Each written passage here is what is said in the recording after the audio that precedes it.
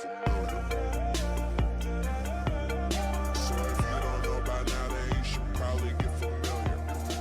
Pero muy buenas, ¿cómo va? Espero que estén todos más que bien. Bueno, hoy vamos a tratar de responder o encaminar una pregunta que me han realizado muchísimo, que tiene que ver con respecto a cómo aprender a programar o qué necesitamos para aprender a programar.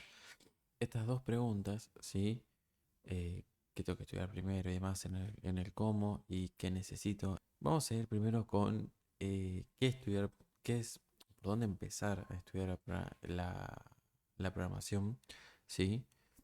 Y vamos a intentar armar un roadmap, bien, de qué deberíamos intentar aprender. Al inicio que nada, lo que vamos a intentar o lo que deberíamos buscar aprender, más allá de cualquier tipo de lenguaje de programación, son los fundamentos de la programación. ¿Sí? Estos son conceptos básicos y generales inherentes a cualquier lenguaje de programación. Si bien al cambiar el paradigma puede que los nombres cambien sustancialmente, estos conceptos son inherentes a la programación en sí.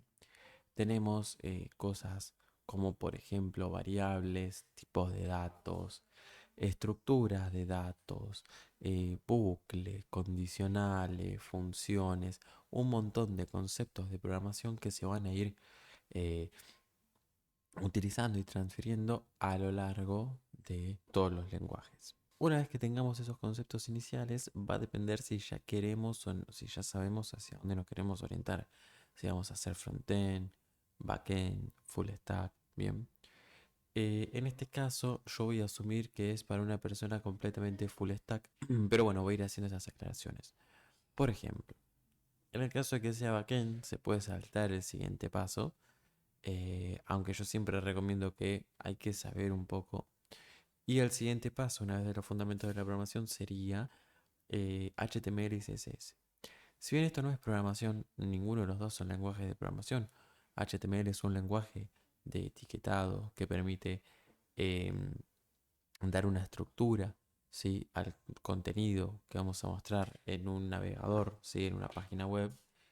Y CSS son propiedades de estilos que conjunto a esa estructura van a formar el conjunto visual que vamos a terminar viendo. Son muy importantes, bien, más que nada aquellos que van a hacer full stack o que van a hacer frontend, porque arma toda la construcción visual final, ¿sí? De lo que sería nuestro producto. Y una vez que tengamos eso, cuando ya podemos elaborar sitios estáticos simplemente y demás, pasamos a la segunda instancia que es JavaScript. JavaScript es un lenguaje que sirve tanto para frontend como para backend. Es un lenguaje que inició como lenguaje de navegador, por lo cual estaba más orientado a agregar un poquito de dinamismo al frontend sin la necesidad de procesamiento renderizado en el backend. Pero luego, gracias a Node y demás, se fue llevando hacia el backend, ¿sí? Para donde hoy podemos construir aplicaciones backend de punta a punta sin ningún tipo de problema. Con JavaScript vamos a aprender lo que es la sintaxis básica, vamos a aprender a utilizar JavaScript. Está bueno aprender sus diferencias de cuándo va a ejecutar en un navegador y cuándo está ejecutando desde Node. Y lo interesante de todo esto es que después podemos derivar a TypeScript, ¿sí? Que es un azúcar sintáctico de JavaScript que nos permite trabajar con los tipos un poco más fuertes, ¿bien? Para que nuestra programación orientada a objetos sea un poquito más estricta. Y de ahí ya podemos salir a diversos frameworks. Si estamos hablando de frontend, hablamos de frameworks como Vue, como React, como Angular, ¿bien? Y en el lado de back vamos a empezar con librerías como por ejemplo Express y vamos a terminar en frameworks como por ejemplo Nest, ¿sí? Acá quiero hacer un parate porque yo no voy a hablar sobre persistencia, ¿sí? Solamente voy a hablar sobre lenguajes de programación. Dentro de persistencia podemos utilizar MongoDB, podemos usar MySQL, MariaDB, Oracle SQL. La persistencia es algo que van a tener que investigar ustedes por ustedes mismos. Si quieren un tip así de cortita, les digo que se orienten en lo que es relacional por MySQL o MariaDB, que son muy similares, y en lo que es no relacional por MongoDB. Volviendo entonces a lo que son los lenguajes de programación, entonces ahora ya tendríamos la oportunidad de construir un backend robusto o una aplicación frontend robusta. Bien. Después de ahí nos queda evolucionar. Ya como frontend, la siguiente etapa por ahí la podríamos saltear, que es aprender Python. Python es un lenguaje de programación, sí, con el cual también podemos usar frameworks como Django y demás para realizar webs, pero es un lenguaje que está muy orientado a lo que es análisis de datos y a todas esas cosas que requieran un procesamiento y organización de datos fuerte. Nosotros como programadores, si bien podemos realizar todo con un solo lenguaje, conocer las bondades de diferentes lenguajes nos ayudaría a que nuestros sistemas obviamente van a terminar módulos en diferentes lenguajes, pero van a funcionar mucho mejor.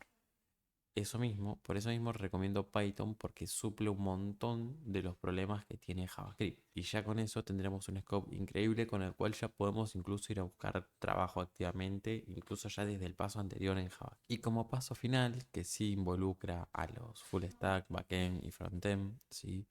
Sería aprender algún lenguaje más duro de objetos como Java, ¿sí? O C Sharp. Frontend va a utilizar Java con Kotlin o C Sharp con Xamarin para armar aplicaciones mobile, ¿sí? Que también podría hacer con React Native en JavaScript, pero de esta forma serían 100% nativas. Y backend va a utilizar Java, por ejemplo, con Spring Boot para lo que son la creación de API REST, servicios backend. Ya teniendo el roadmap un poquito más marcado, lo que vamos a hacer ahora es ver qué es lo que necesitamos. Bien. Lo primero y más esencial es un equipo, una computadora, portátil, de escritorio, no tiene que dar como para poder utilizarlo. No es indispensable ningún tipo de marca, modelo, ¿sí? El hardware tiene que poder correr algún editor de código, pero eso tampoco es tan exigente, por lo cual con una máquina básica podemos iniciar en el mundo de la programación.